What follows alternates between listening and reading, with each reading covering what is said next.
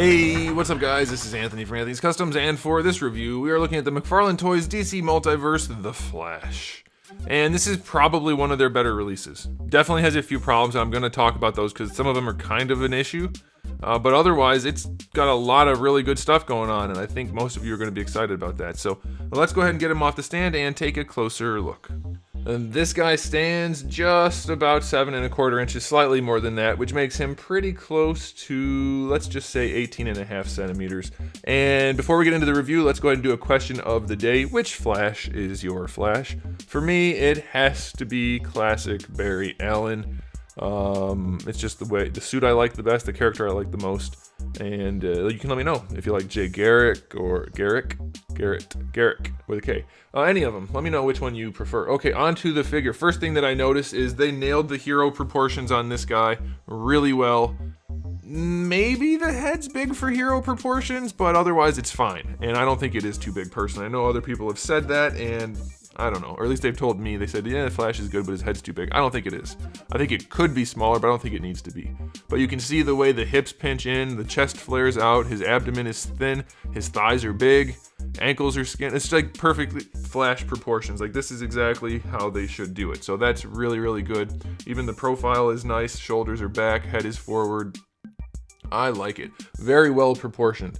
Now, we do have some issues, but we'll get to those in a minute. First, they painted the chest really well. I don't like the way the logo is actually sculpted into his chest. It looks like an Iron Man situation, so that's a bummer. On the other hand, his face is really well done. Sculpt and paint-wise, I think that is excellent. We do have the kind of like tech suit details going on throughout. They're not painted or anything though, just textured.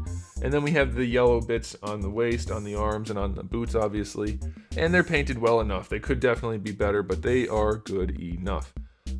That's really it. I guess you could say, because it's true, the knees and elbows are too dark because they're a different plastic. This is almost all PVC. These are probably POM, although they kind of feel like nylon. I don't know. Same thing for all the pegs, and the pegs are huge on McFarlane figures. I don't know why they're doing it. Like, make the inside part huge, push it this way. This side doesn't have to be big at all. I don't know why they're so big. That's really weird. But otherwise, it's pretty good. The last thing I'll mention as far as aesthetics go, and this is only kind of an aesthetic thing, also an accessory thing, is the hands. People are complaining that this is too, like, it's bent backwards, like he's touching the floor rather than running, and that's clearly what it's for, but it works well enough as running as far as I'm concerned. A fist hand, though, that's fine, obviously. I just think we should have, like, these two hands and then two flat hands like this. And that would be perfect. Why don't we have those? Just give us the two alternate hands. That would solve the problem entirely. But that's an accessory thing. It does kind of work for the aesthetic because it will affect posing, but mostly accessory. So okay, aesthetically, I'll give it an 8 out of 10.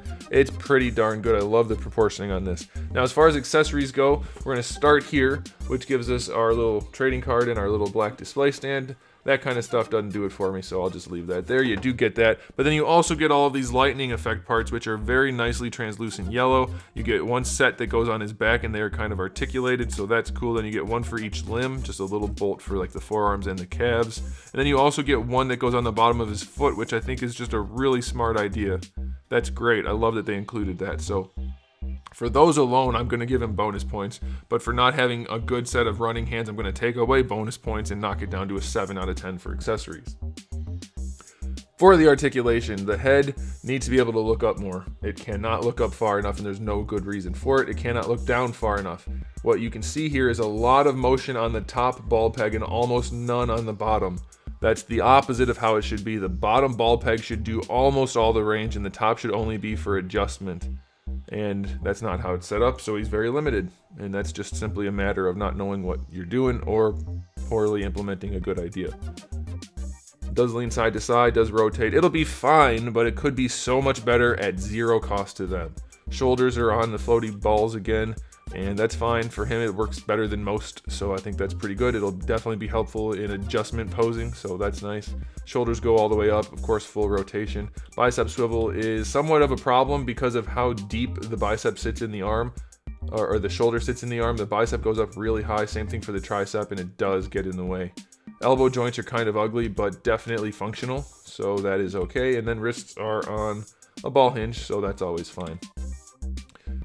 Torso articulation is probably the best we've seen. Don't know what's going on there, probably glue. Still can't go forward. Why? There's no reason for that. You're going to be able to get him in a running pose, but there's no reason it can't go farther forward. Lower torso works really well, no problems there. I love the way the diaper is hidden by the lightning, but also it's shaped really well. It fits the figure perfectly. Very well done. Mine's distorted from the packaging. Hopefully some heat will fix that. You may have that same issue because it is from the packaging. For the hips, you can get them out pretty much all the way to the side. That's good. Going forward, as you can see, that's why it's distorted. The leg gets in the way. So you may end up having some issues with that, but it doesn't seem like it's going to tear at least, so that's good.